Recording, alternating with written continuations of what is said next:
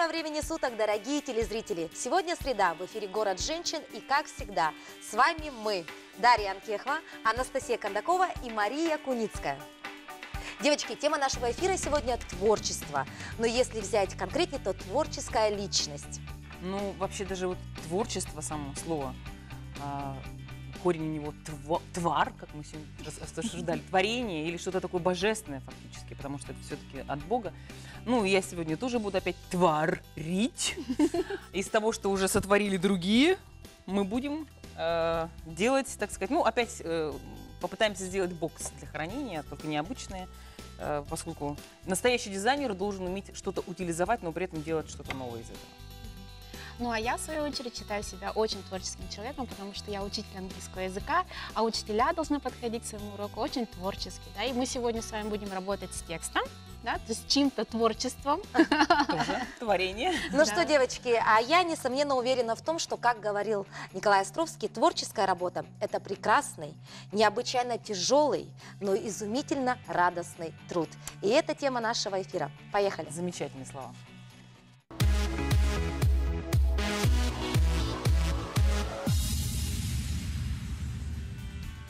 Итак, начнем мы наш эфир, конечно, с самого, наверное, творчески развитого, креативного, талантливого нашего ведущего с Марией Куницкой. Мы переходим к постоянной рубрике «Лайфхаки от Маши».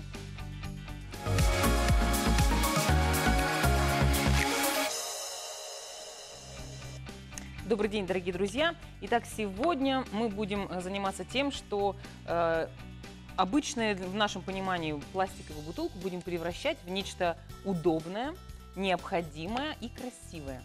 Нам понадобится несколько пластиковых бутылок, вот две маленьких. Можно, ну, я могу сделать одну, может быть, даже две получится, если по времени удастся. Но традиционные бутылки, которые во всем мире пытаются утилизовать, складировать их или что-то из них придумать.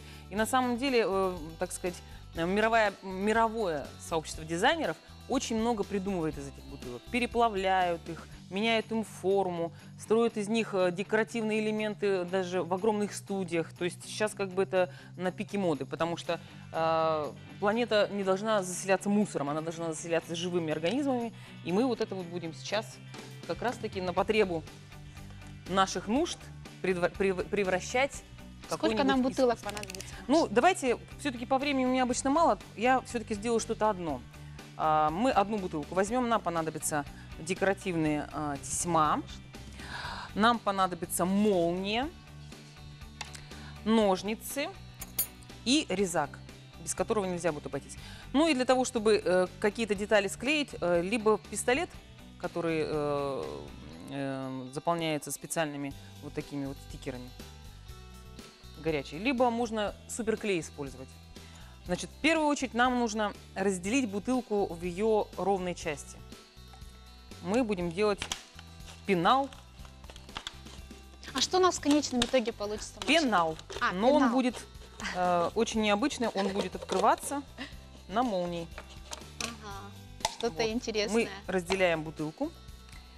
Нам нужна молния.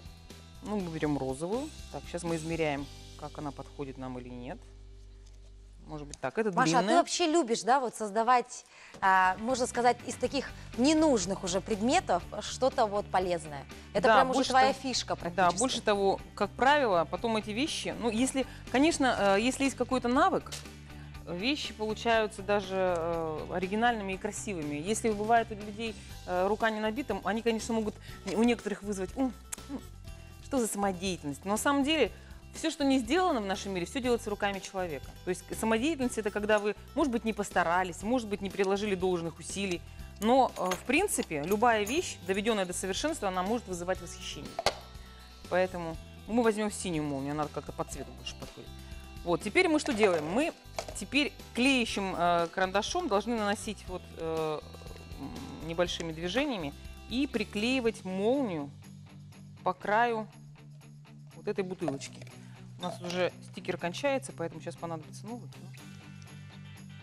Пистолет очень горячий, поэтому, конечно, лучше, если это делают дети, то это делать в присутствии взрослых, потому что это опасно. Вот такие вещи мы Ну все, Машка, мы оставляем тебя, и, конечно, конечный результат мы увидим в конце нашей программы. Ну что, девочки, а вы заметили, в нашей студии работает художник? О, да, действительно. И неспроста, ведь рисунок на холсте – это искусство, а рисунок звездной пылью – это современное и уникальное искусство.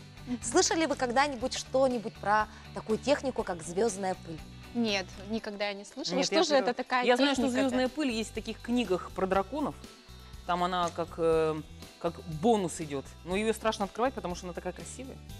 Именно поэтому сегодня в город женщин мы пригласили руководителя группы компании «Браво! Малыш Шок» Александра Журина. Здравствуйте!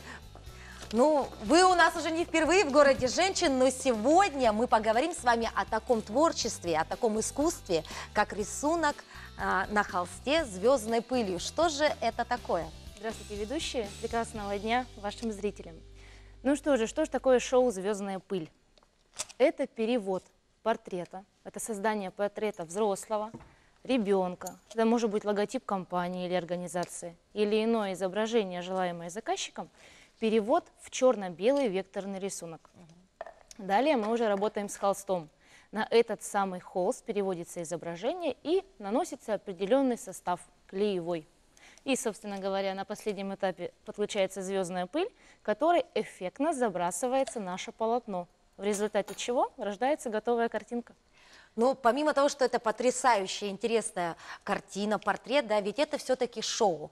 И, конечно, это будет таким прям ярким впечатлением, моментом, да, отразиться в памяти на различных мероприятиях. Естественно, это два в одном. Мало того, что это шоу, и это подарок, который останется на долгие годы. Допустим, если мы рассмотрим свадьбу, то, конечно же, это портрет молодоженов. При дальнейшем его оформлении под стекло и в багет это будет подарок на долгие годы в семью. Ой, у меня сразу вопрос. То есть, получается, вы вот этот, как правило, это делаете перед всеми, да? Это как раз-таки, как сам процесс, это люди смотрят и видят, как это все происходит, да? Вы абсолютно правы. Волшебство данного мероприятия в том, что до последнего момента ни зрители, ни сам виновник торжества не знает и не понимает, о чем идет Это речь. действительно шоу. То есть Да. вся интрига в конце. Что же конце. получится, когда ты нанесешь вот эту самую звездную пыль? Всё Еще верно. ее называют звездная пудра, да? Если не ошибаюсь. Иногда в разных регионах нашей страны по-разному называют. Ну, и раз уж мы заговорили за регионы нашей страны, как давно вот такое искусство появилось в нашем городе? В нашем городе мы были первооткрывателями и приурочили к свадебной кампании лета 2017.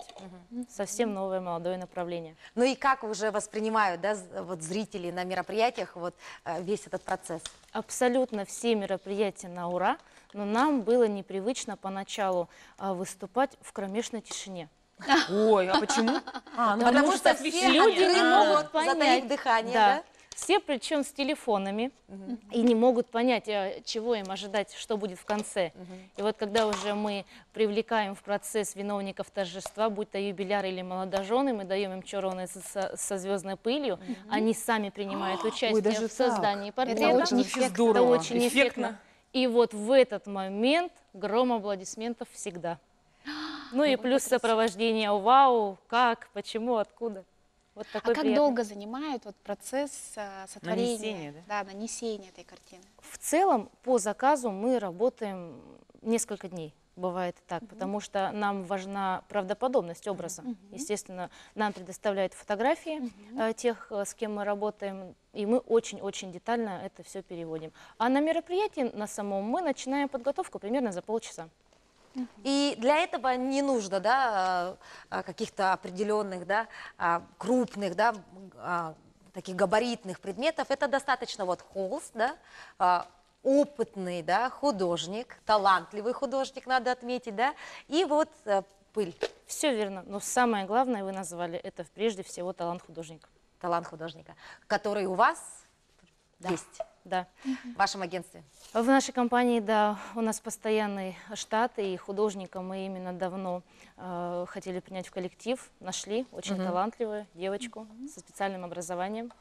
Вот у меня такой вопрос возникает. Мне сразу стало очень интересно. Это же очень необычный, неординарный подарок. А как мне вас найти, к кому мне обратиться, куда мне пойти.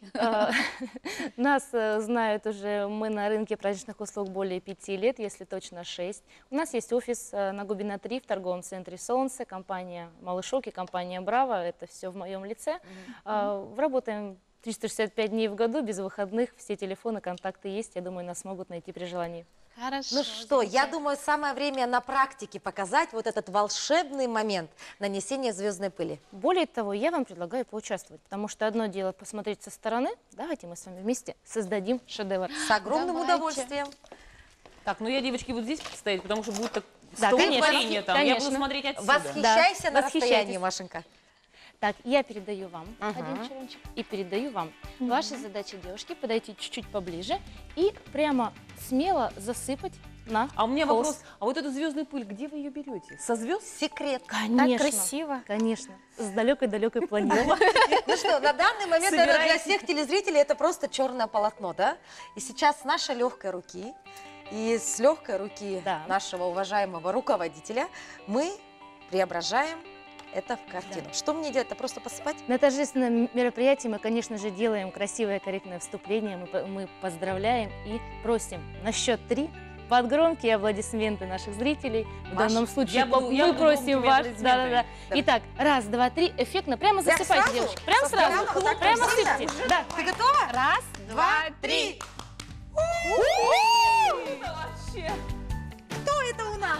О, замечательно. Ну что же, мы взяли за образ нашу сотрудницу, у которой на днях будет день рождения. Соответственно, мы в прямом эфире ей сделали с вашей помощью Прямом вот и такой переносном подарок. смысле. Звездная пыль.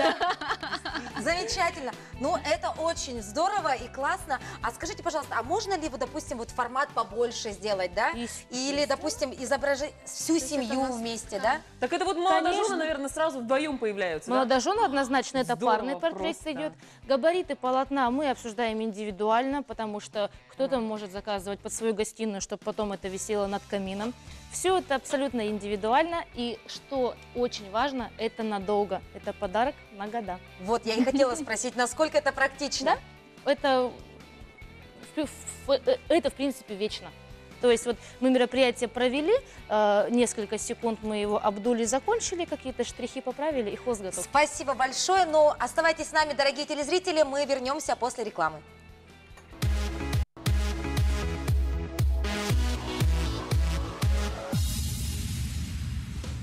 И снова здравствуйте, дорогие телезрители, вы смотрите «Город женщин». И сегодня мы говорим о творчестве.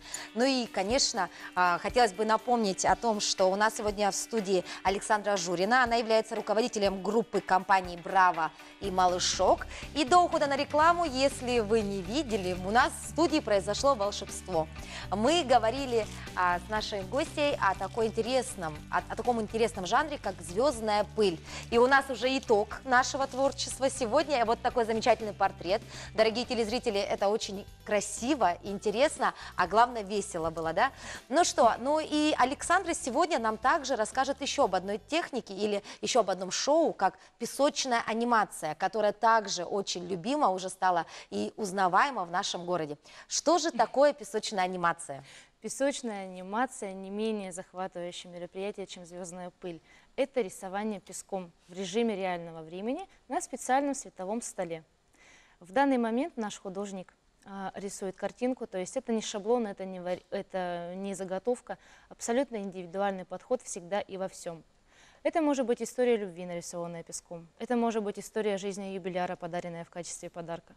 Данное мероприятие мы демонстрируем не только на самом празднике, но и можем предоставить видеозаписи, что немаловажно для последующего просмотра всей семьей. То есть Отличная это, опять же, идея. получается, вам предоставляют какую-то историю, и вы ее там можете изобразить? Почти так. Если в шоу «Звездная пыль» мы работаем с портретом, то здесь более глобально мы работаем с жизнью. Не, ну это целом. вообще здорово. Да, Это нам вообще отличная озвучивает. идея. Да, Да. это вообще здорово. Если мы рисуем свадебную историю, то нам нужны даты, дата знакомства, может быть, какие-то. Можно даже историю знакомства, Ух да, ты! изобразить? Да, Ой, как да, здорово! Классно же. Все это в переходах, один Вы элемент. сами это переходит все в другой. снимаете, да, и можете отправить, и плюс еще. Да, все верно, можно и так. Как Можно здорово. Можно заказать, получается, видеоматериал, или вы Или это все по отдельности В происходит? 99% случаев, конечно же, нас приглашают на само мероприятие, где смотрят. Но так как изображение передается на экран с помощью видеокамеры, а видеокамера все записывает, то есть уже готовый ролик мы также передаем потом заказчику в любом носителе. Александра, а у меня возник вопрос. Можно ли самим принять участие вот в самом процессе? Или все-таки тут нужно иметь творческое такое начало? Или все-таки с помощью ваших специалистов можно и самим создать вот какие-то образы?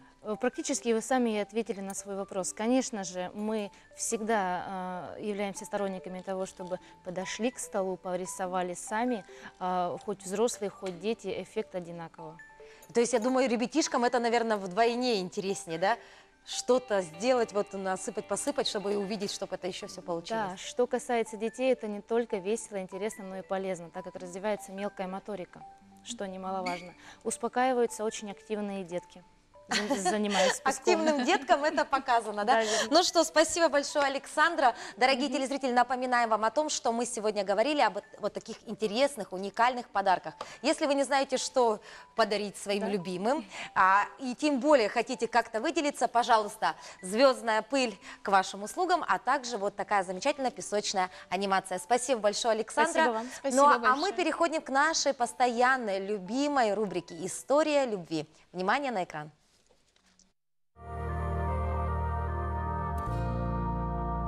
Мы не зря находимся в русском театре. Дело в том, что именно здесь нашли друг друга два творческих и очень талантливых человека. Расскажите, пожалуйста, как же начиналась ваша история любви? Наверное, как и у многих, сначала я просто ее увидел. Причем увидел я. Она как-то на меня почему-то внимания совсем не обращала, мне было от этого немного грустно. Она была настолько живая, настолько интересная, настолько искренняя. И мне казалось, что вот таких вот женщин в своей жизни я точно раньше нигде не встречал. Я очень сильно подкупил тем, что между нами еще ничего не было, но он очень сильно обо мне заботился тогда. То есть закрывал окно, или, допустим, если открывали окно проветривать, накидывал на меня куртку. И я так была неожиданно удивлена, потому что, ну, это отношение вот мужчины, да, к женщине. Он показывал свое воспитание, свое умение. Я был очень интеллигентный да. тогда. А вот каково быть женой актера? Я зарекалась никогда не выйти замуж за актера, никогда, просто это было мое табу. С самого детства знала. Да, я знала, что всю никогда. обратную сторону медали. Но так получилось, что мне очень нравится с ним готовиться к спектаклям. То есть мы можем вместе сидеть, учить текст, я могу, то есть кидать ему реплики, то есть помогать ему каким-то образом. Не могу никак перечить и сказать: нет, ты не будешь играть в этом спектакле. Я же вижу, какой кайф он от этого получает. Если бы мне попалась какая-то жена, которая действительно бы поставила условия там, или сказала, что в этом спектакле, пожалуйста, вот так актрису не целуй, не обнимай, потому что мне это неприятно. Для меня это было бы, конечно, очень тяжело, потому что либо я на сцене полностью работаю, да, 100%, либо, извините, халтурю. Вот скажите, а вы ревнуете? Боюсь его потерять, из-за этого я очень переживаю. Она мне доверяет, она полностью мне доверяет, уважает все, что я делаю, но при этом теоретический шанс все-таки, ну, существует же, что ну, что что-то случится, как-нибудь да. 1% на миллион что-то случится, и вот у нее это все-таки сидит. Но я не переживаю. Читала ваше интервью, и вы говорили о том, что для вас обоих это второй брак. Как вы решились на такой ответственный шаг? Я очень долго отказывалась, я сразу же сказала о том, что я была замужем, мне там не понравилось, и я туда больше не собираюсь. То есть это было прям в самом начале наших отношений, как бы, чтобы, ну, мне хотелось сразу же расставить все точки над «и», потому что я правда не собиралась замуж. Меня вполне устраивала моя свободная жизнь. Тогда он сказал: хорошо, без проблем. Ну, нет, так нет. Но с периодичностью раз в месяц, полтора месяца он так невзначай делал. А вдруг? Ну, а сейчас? А может быть, ты видишь за меня? А теперь? Да. И то есть, причем это были такие в шуточной форме, в игровой, да. Много-много вот этих моментов. Ну и в итоге я сдалась, наверное. То есть я это свое внутреннее душевное спокойствие обрела именно вот в тот момент, когда официально стала его супругой. А сейчас мы с вами поиграем в нашу традиционную игру и узнаем, насколько хорошо вы знаете друг о друге. Назовите самую первую роль вашего мужа. Раз, два, три, переворачиваю. Нет, это сказка, это же не... Это, Ну ты играл, это первая другое. роль была. Роль спектакля же тебе сказали, не роль сказки. Ну понимаешь? какая разница, это же роль. Самый любимый спектакль вашей жены. Для него сейчас это будет открытием, честно. Переворачиваю. Нет, ну я же знал, я вот хотел написать, но нет. Дело в том, что она смотрела этот спектакль, ей не понравился он. Может быть, сейчас она пересмотрела, там что-то поняла, а тогда она говорит, вообще я не понимаю. Но ты там такой красивый бегаешь без рубашечки. Для тебе вот это важно, да? Ваш любимый семейный праздник. Не угадал, да? Ну я думала это написать. Но я тебе могу объяснить, почему у меня другой ответ. Сейчас мы узнаем. Раз, два, три. Нет, опять По одной нет. простой причине. Для меня это любимый праздник. День рождения Тёмы, ну да, может быть. Спасибо огромное вашей семье за такое замечательное интервью. А с вами, дорогие телезрители, мы встретимся на следующей неделе в этой же рубрике.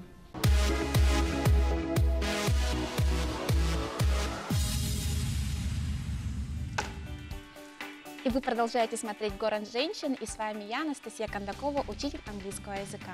Сегодня мы с вами будем говорить о государственном экзамене в 9 классе, ОГЭ или ГИА. Итак, одной из самых сложных частей в этом экзамене является часть работы с текстом. И что же важно знать, когда вы работаете с текстом? Важно знать, что в первой части, где надо поставить заглавие каждому абзацу, с нас требуется неполное понимание текста. То есть достаточно знать определенное количество слов, и вы можете справиться удачно с этой частью экзамена. Итак, что же нужно сделать? Я своим ученикам предлагаю знать, как работать же с ключевыми словами. Да? Внимание на экран. Вот они называются keywords, да? По-английски keywords, а по-русски ключевые слова.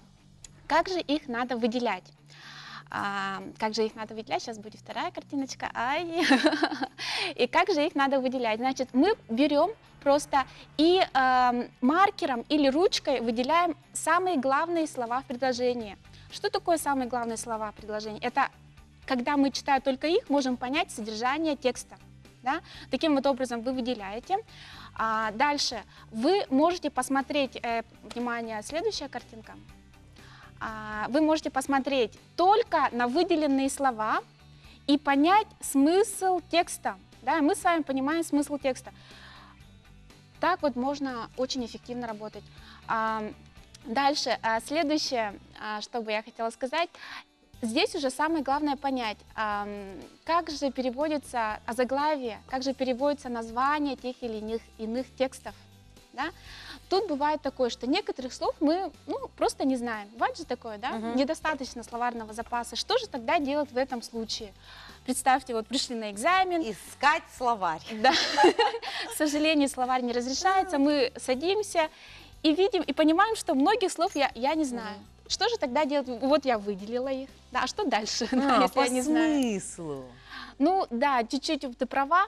Мы можем, следующая такая подсказка, мы можем посмотреть на название текста, дальше посмотреть, и понять, в целом это утверждение положительное или отрицательное. Положительное или отрицательное? Как это можно понять? Как вы думаете делать? Но если есть отрицательные какие-то частицы, да, наверное, там Ну, don't, not. там вот Да. это все отрицательно. Молодцы, да. То есть, если есть такие частицы, которые Даша сказала, да, don't или, допустим, или, тут немножко не так, No. да. Немножко еще такие вот слова, допустим, какие-то негативные, да, там, ей не нравилось, там, что-то такое. И в заглавии встречаются такие же названия, да, такие отрицательные, там у нее было плохое настроение, да, получается, мы так тоже можем с вами подобрать название текста и его абзацы. Что же еще я бы хотела порекомендовать нашим девятиклассникам?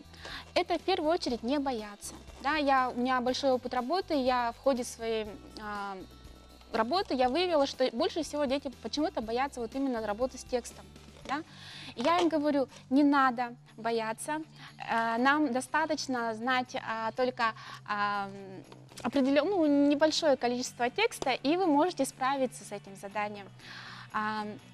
И все-таки они начинают как-то бояться все-таки, да, и я им говорю, мы выделяем, эти ключевые слова, и они нам помогают справиться с нашим экзаменом. И на этом, пожалуй, все. Знаете, получается, подожди, Даш, надо же еще научиться выделять эти ключевые слова, то есть этому тоже надо учиться? Просто берешь и выделяешь, и понимаешь, какие, ну тут уже по тексту понятно, какие слова являются ключевыми, а они это те слова, которые передают смысл основной, да? Бывают такие там прилагательные, которые не относятся к сути, да, а тут вот такие вот слова. Машка, каждый раз на нашей постоянной рубрике вот английский с Анастасией я убеждаюсь, что век учись и век живи, да? Да. Это точно про нас. Ну что, дорогие телезрители, мы уходим на короткую рекламную паузу, оставайтесь с нами, все самое интересное сразу через несколько минут.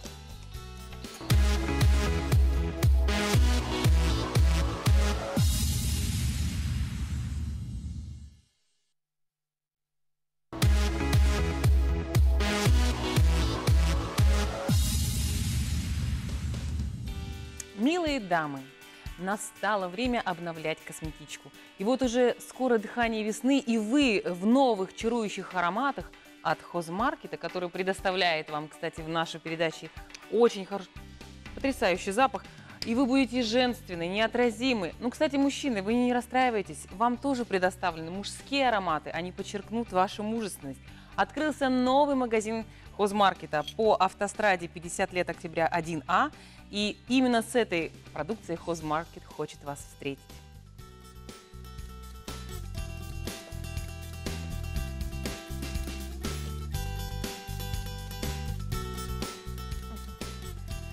Ну что, мы благодарим компанию Хозмаркет за прекрасную парфюмерию, которая сегодня у нас в студии. Ну а мы переходим к нашей постоянной любимой рубрике Beauty Time, где наша любимая Яна Мария продолжит нас обучать, как можно искусно наносить мейкап в домашних условиях.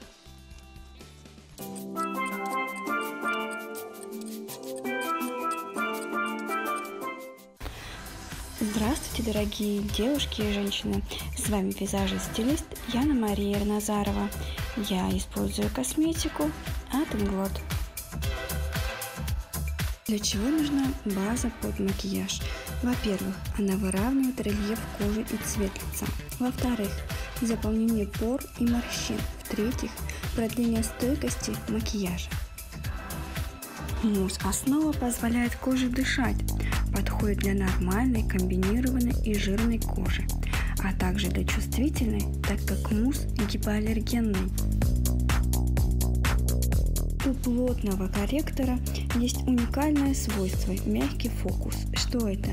Эффект достигается за счет рассеивающихся частиц, которые визуально скрывают несовершенство лица, такие как морщины или пигментные пятна. Без коррекции лица никуда. Тональный стик не забивает поры, легко растушевывается и достаточно стойкий в носке.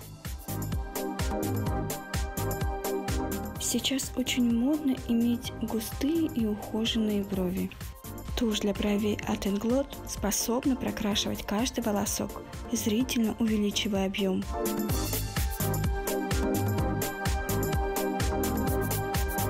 Превосходные матовые тени обеспечат идеальное нанесение.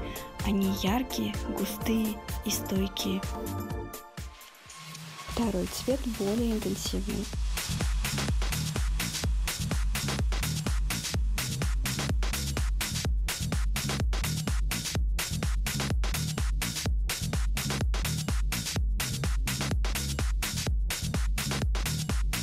Темно-коричневыми тенями прорабатываем уголки глаз.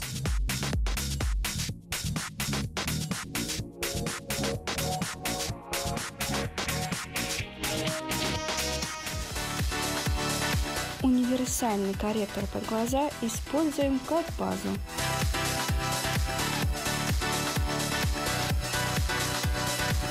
Пигменты от Inglot покорили сердца визажистов во всем мире.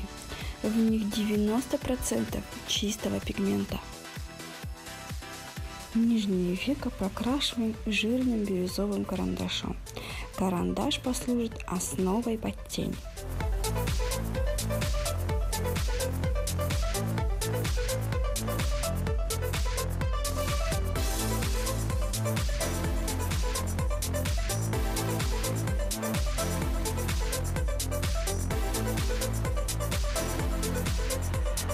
Как же подобрать хайлайтер?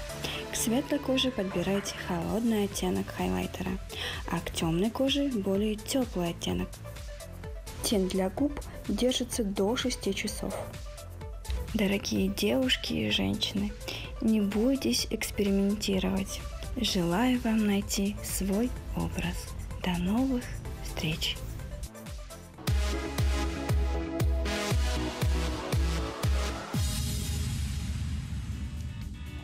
Девочки, какая красивая девочка и какой чудесная косметика. Действительно, искусственное нанесение макияжа является творчеством по-женски. Все верно, Настенька, и это тема нашего эфира сегодня – творчество и творческая личность. И сейчас у нас в городе женщин появится Елена Гилева. Это представитель творческой профессии. Девочки, она у нас графический дизайнер и сценограф. Здравствуйте, здравствуйте. Здравствуйте, Елена. Ну, вы... Правда, ваша профессия – это вот нельзя солгать, вот сказать, сказку сделать былью. Это непосредственно ваша работа. Вот что же за профессия такая сценограф и как вы стали работать в этой сфере? Ну, это стечение обстоятельств, можно сказать так, да. Я работала в рекламном отделе. Кстати, у нас отдел был очень крепкий, такой сильный, творческий. И начался большой проект «Санаэре». Сперва я смотрела издалека на него. Меня потихоньку втягивали в эту работу. Мы с Петей друг к другу Пестряковым присматривались, принюхивались, можно сказать так. И где-то, наверное, с первого сезона я помаленьку выполняла работу, а потом где-то уже с третьего взяла большой на себя объем работы. Вообще у нас сценография, как таковая телевизионная, не развита. Можно сказать, что мы пионеры в этом деле. Набиваем шишки. Все на практике? Все на практике, да, потому что у нас, ну, давайте честно говорить, город у нас небольшой, такие проекты, они очень затратные и проводятся не так часто. Поэтому все берем опытом и практикой. Вот если говорить, да, вот о таких проектах в нашем городе, все-таки их становится все больше и больше. И, конечно, нам необходимы специалисты, да, и ты являешься у нас сценографом. Вот помимо этого проекта, на каких проектах ты также вот выросла еще? Ну, самый большой проект, конечно, «Санаэре», потому что я там практически была главным художником. Там не только сценография, нужно было и делать и рекламную кампанию, ну и все, как сказать, все оттуда вытекающее. В чем же плюсы твоей работы? Вот как ты считаешь? Плюсы. Я думаю, что я испытываю удовлетворение, когда я вижу результат труда. Да, результат. Вот прямо это какая-то такая эйфория, потому что с макета, да, небольшого, который был создан в компьютере, ты видишь это в реально в большом масштабе. И ты видишь реакцию зрителей. Это мы возвращаемся к нашему эпиграфу передачи, приносящей радость. Да, и ты, наверное, видишь, как, допустим, публика восторженно там встречает, да, и вот всегда ли ты довольна своей работой? Вот даже со стороны смотришь, да, такая, одно дело, ты все это когда разработки, так сказать, да, и тут ты видишь свою работу. Бывает ли так, что ты думаешь, это что-то я тут не то сделала, не доработала? Или все-таки ты всегда восхищена, говоришь, какая же я молодец? Нет, я перфекционист. Сперва, конечно, я оцениваю работу. Да, чувство эйфории проходит, и я потом уже смотрю трезво, какие есть недоработки. Всегда есть что-то доделать и что-то доработать, там, не знаю, сделать лучше, шаг вперед. Все-таки нет, такого нет, что я упала, лежу и... От радости такая, да какая я молодец, умничка, это все-таки такая творческая профессия. Скажите, пожалуйста, а где вы черпаете вдохновение? Да, самый распространенный вопрос. Откуда столько идей? А у меня был вопрос, почему ты трезво оцениваешь? Что до этого было? Черпаю везде. Вообще, творчество, ну, как графический дизайнер, это творчество, логика, можно и психология. Это все так взаимосвязано, такое всплетено, такой большой клубок, и что-то вычленить, ну, очень трудно. Я смотрю, естественно, я смотрю сайты, смотрю на Запад тоже. Ты постоянно должна быть в курсе всех событий, да? Постоянно. Я все время все отслеживаю, постоянно. Я впитываю, мой мозг вообще постоянно работает. Ну, это интеллектуальный труд, можно сказать. Ну, вот как ты сказала, что сценограф может работать и на телевидении, да, и вот проводить различные концерты, да, но ведь ты являешься еще и графическим дизайнером. Это, конечно, тесно связанные, да, профессии, но вот если говорить про графический дизайн, да, ты создаешь рекламы, да. Вот у нас есть видео, давайте посмотрим, да, на твои работы. Что касаемо вот графического дизайнера, здесь какие плюсы работы? Да, ну сценограф, скажем так, проект у нас не так часто происходит, а кушать хочется всегда. Поэтому одно из ответвлений – это графический дизайн. И я начинала с рекламного отдела, естественно, очень сильно, ну, как большой опыт на графических видеорекламах, ну, роликов. Афиши, да, визитки. Афиши, визитки, пригласительные. Набиваешь руку ты там, да? Прям конкретно. Ну, и набиваю руку, естественно, и больше заказов с этого приходит, потому что в этом все-таки люди больше и чаще нуждаются. Ну, скажем так. То есть практически это как нужно красиво преподнести, да, свой продукт и что от чего, что ожидает человек, да, зритель. Это такая индивидуальная, да, индивидуальный подход к каждому заказчику. Конечно, ведь это очень сложно, да? Конечно. Вообще мне нравится с заказчиком встречаться, потому что мы встречаемся, мы разговариваем, и я, ну, сюда и включается психолог, да? Да, вы правильно заметили, потому что происходит диалог, и ты понимаешь, на что человек настроен, и ты пытаешься на эту волну тоже настроиться и выловить, чтобы был какой-то результат, устраивающий и меня, и заказчика. Это очень сложно, мне кажется. Порой, наверное, бывает такое, что приходит заказчик, и ты прям уже понимаешь, да, что ты, ну, не получается найти у вас, да, общее. Или все-таки ты, как человек, профессионал своего дела, всегда найдешь подход к любому желанию. Я стараюсь, я работаю над этим. Хорошо. Вот ты уже сказала о том, что ты постоянно следишь за трендами, ты постоянно в курсе таких крупных мероприятий и событий, да? Чем ты занимаешься в свободное время? Вот, наверное, какие-то такие личные проекты у тебя есть, да? Вот просто для того, чтобы, опять же, набить руку, да, опыта набраться. Вот мы знаем, что ты над чем-то работаешь сейчас. Да, у меня есть небольшой проект, я его назвала «Королева», Q сокращенно. Вообще, в последнее время мне понравилась фэшн-иллюстрация. Это не классическая, да, не классический рисунок портретный, а фэшн-иллюстрация отличается тем, что она выхватывает суть. В принципе, в чем моя работа и заключается. Выхватить суть, и чтобы заказчику это понравилось. И этот проект о женщинах нашей республики, построенный на соцсетях. Сейчас очень, сами знаете, распространены соцсети, женщины выкладывают всю свою жизнь. Я изучаю странички и выхватываю там аспекты разной жизни. Ну, материнство, чем увлекается. И стараюсь подать это емко и стильно. То есть ваша задача преподнести красиво с точки зрения, чтобы люди, да, вот, смогли это понять, о чем, что это за человек. Посмотреть, посмотреть на женщину и вот этими как бы небольшим роликом рассказать о ее жизни. Какая интересная работа. Я прям завидую, наверное, тебе, Лена, в глубине души, что вот у тебя реально, вот ты творческая личность, ты творческий человек. Спасибо большое, что посетила наш город женщин, и я надеюсь, мы увидимся с тобой еще не раз. Всего тебе самого наилучшего. Спасибо. Ну а на этом мы уходим вновь на короткую рекламную паузу. Оставайтесь с нами.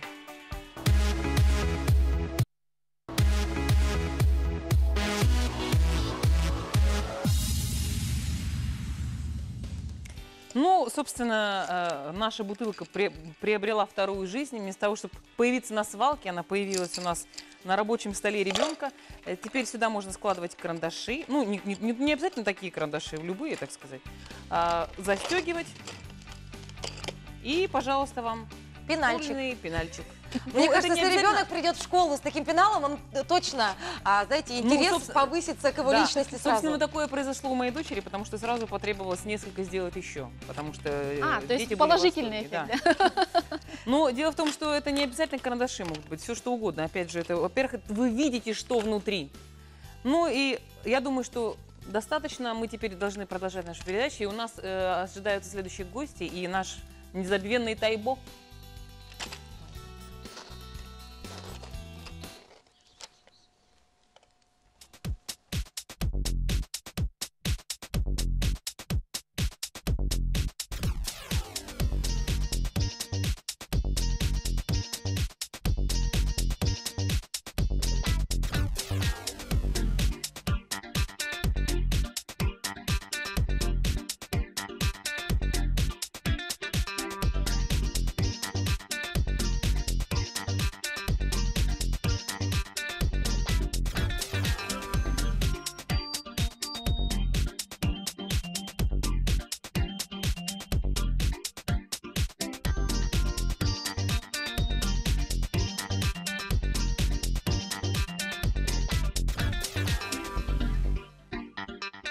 Замечательное видео. И, дорогие телезрители, напоминаем, что отныне каждую среду мы приводим свои идеальные формы. Еще более идеальные. Еще более идеальные формы. И в этом нам помогают девушки из фитнес-клуба Тайбо Свекир. И сегодня у нас в студии Лилия Этетегина. Она является старшим тренером фитнес-клуба Тайбо Свекир по направлению зумба. Здравствуйте. Мы еще от прошлой передачи не можем отойти. Лилия, здравствуйте. Вы у нас являетесь фитнес-инструктором по направлению зумба. Ну, для тех, кто еще, возможно, не знает, что же такое зумба, расскажите, что за фитнес-направление? Зумба – это танцевальный фитнес с элементами латиноамериканских танцев. Очень динамичное, очень веселое, энергичное направление. Прыгаем, танцуем, получаем удовольствие. И худеем. И худеем, самое Что главное, немаловажно. худеем. Вот здесь мы затронули тему, самая главная проблема, да? Ну, танцевать-то мы можем и дома потанцевать, да, возле экранов телевизора, а зумба это все-таки фитнес-направление. И Да. за счет этого у нас задействованы мышцы, да? Да, у нас задействованы все мышцы, даже те мышцы, которые не видны внешне, все внутренние мышцы. Мы прыгаем, танцуем, у нас появляется пластика, грация, прямая осанка даже. Прям сразу видно, да? Все. Фитнес-инструктор в направлении зумба. Она даже когда говорит, она Да, всё равно она уже движется, да? танцует. Ну, как здорово. Лилия, а еще плюсы вот именно зумбы? Это, конечно, наверное, эмоциональное настрой, Да, да? это Да, мне кажется, вот это эмоциональный больше настрой, всего, когда наверное. танцуем, тем более нас очень много, да даже если одному человеку танцевать, смотришь на себя, улыбаешься, получаешь удовольствие от того, что некоторые приходят, даже не ожидая того, что как они могут вообще двигаться. То есть они смотрят на себя, танцуют и тут же улыбаются, и от этого тоже Раскрепощаются, да? раскрепощаются, тоже заряжаешься от них этими эмоциями и прям Радуешься. радуюсь. Да, я очень радуюсь, когда девочки мои, которые тренируются, они улыбаются, счастливые, довольные.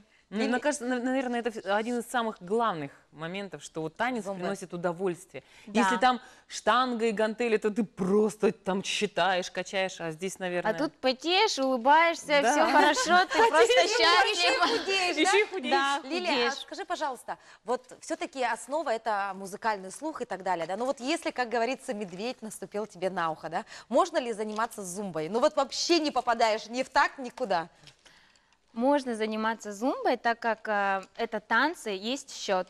Как в обычных танцах, это 8. Раз, два, три, 4, 5, 6, 7, 8. То есть, если ты не слышишь в музыке какой-то где-то акцент, еще что-то, можно под счет просто сориентироваться. Очень громко я считаю, и люди, которые в первый раз даже пришли, под счет начинают танцевать, и у них все отлично получается. А возрастные ограничения существуют для зумбы? Нет, совершенно не существует возрастных ограничений, начиная с малых лет даже уже зумбу можно танцевать и после 60 тоже.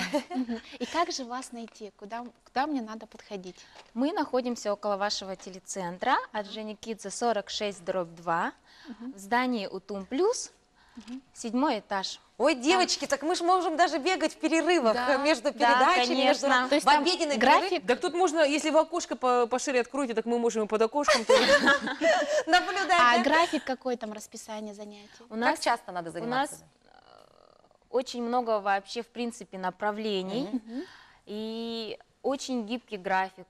То есть в любое время можете То есть я прийти. могу и в обед, и после Да, работы. у нас очень много групп, и на протяжении всего дня точно можно Попасть в какой-нибудь, попасть, да. И самое хорошее, что в самом центре города, да? Да, это Да, очень самый близко. Так, центр. к нам так вообще рядом с работой.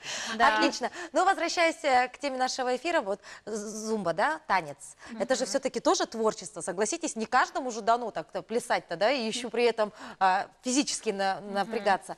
Мы бы хотели перейти к практической части. Посмотреть. Наша постоянная рубрика «Строим тело».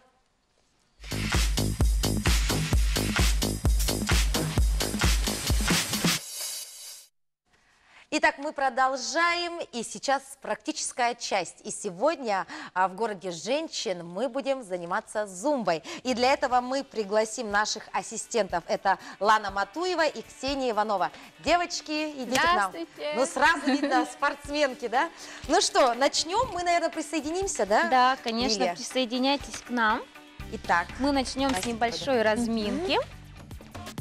Опять наш Так. микрофон. Машин, Наш Просто микрофон. разогреем тело. Начнем с обычного шага. Поднимаем колени это я могу. как можно выше. Это мы Раз, можем. два, три, четыре. Отлично. Попробуем приставной шаг в стороны, начиная вправо. И раз, два, три, четыре, Здесь уже пять, посложнее, шесть, так. 7, 8. Уже Раз, энергично два, всё. три, четыре, Этот танец 5, танцует 6, не 7, 8. Отлично. На месте шаг. Мы сделаем с вами 4 шага вперед. И С какой ноги? раз, два, три, четыре. Вправо акцент. Хоп, ручка перед собой. Влево.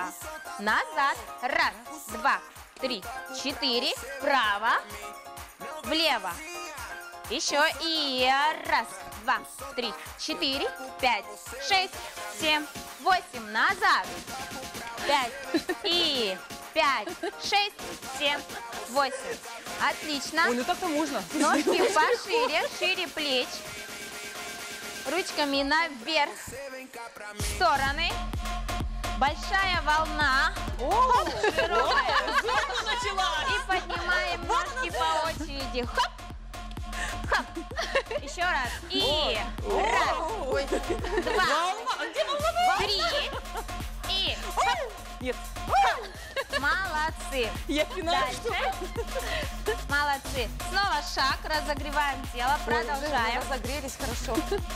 мне уже Работаем есть. плечиками, и корпус у нас вперед работает. Назад. Вперед. Назад. Еще вперед. Назад. Отлично встали, работают бедра по кругу. Работаем по кругу.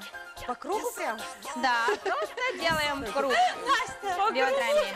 Настя, у тебя не круг, сейчас Коленочки согните и только бедра. А это разрешать по телевизору У показывать? меня не получается. Вот. Еще пробуем.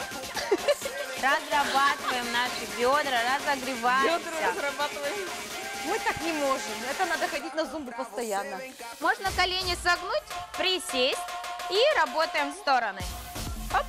Медленно, если делать, то это получается вперед, влево, назад, вправо еще. Вперед, влево, назад, вправо. Вперед, влево, назад, вправо. И соединяем. Вон оно что. Настя, Да. получилось же. Ура, у нас получается! Отлично. А когда мы перейдем к энергичной части? Мне уже прям Так. танцевать хочется. Хорошо. На месте.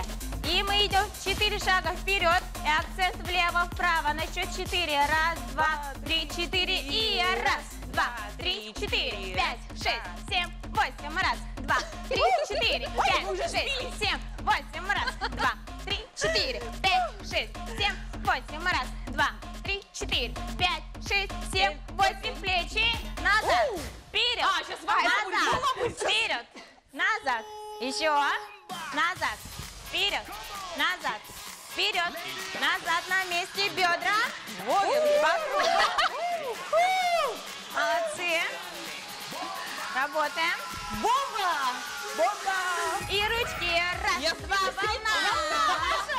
Волна. Хоп. Еще раз, два, три. Раз! Ой,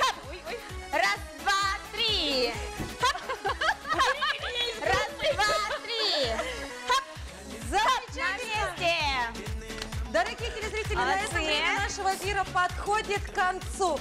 Заряжайтесь нашей энергетикой, танцуйте зумбу, творите, рисуйте. И мы увидимся с вами на следующей неделе. Пока-пока! Пока!